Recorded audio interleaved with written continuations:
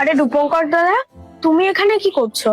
দিদি, আপনি অনেকদিন দোকানে আসছিলেন না, সেই কারণেই আসলাম। দাদা তুমি কিছু মনে করো না, আমার একটু লেট হয়ে গেছে, কিন্তু আমি তোমার সব টাকা শোধ করে দিয়ে আসবো। আরে দিদি, আপনি এসব কি বলছেন? আমি আপনার কাছে টাকা চাইতে আসিনি, আমি তো আপনাকে এই সবজিগুলো দিতে আসলাম। রাখুন, আপনি তো অনেকদিন আমার দোকানে সবজি নিতেই যাচ্ছিলেন না, সেই কারণেই ভাবলাম আপনার বাড়িতে চলে আসি। নিন দিদি। আরে দিদি নিন, আপনি নির্দ্বিধায় নিন, কোনো ব্যাপার না।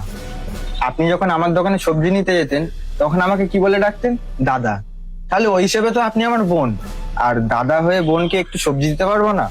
রাখুন। আর একটা কথা, আমি যতদিন বেঁচে আছি আপনাকে না খেয়ে কোনোদিনই থাকতে দেবো না। আর আপনি এটা ভাববেন না যে আমি আপনার উপরে দয়া করছি, নিশ্চয় আগের জন্মে আপনার কাছে কোনো আমার ঋণ ছিল, আমি সেটাই শোধ করছি। আরে দিদি, আপনি কাঁদছেন কেন? আপনি কাঁদবেন না, আপনাকে কাঁদলে একদমই ভালো লাগে না, আপনাকে হাসলেই বেশি ভালো লাগে। এখন যদি আপনি এই সবজিটা না নেন, আমি এটাই ভাববো যে আপনি হয়তো আমাকে মুখেই বলেন যে দাদা, কিন্তু মন থেকে মানেন না।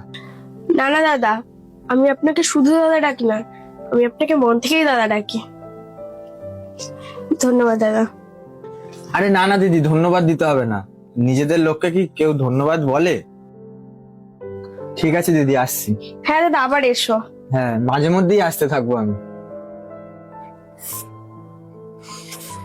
ছবিটা দেখ, ওটা ভালো করে।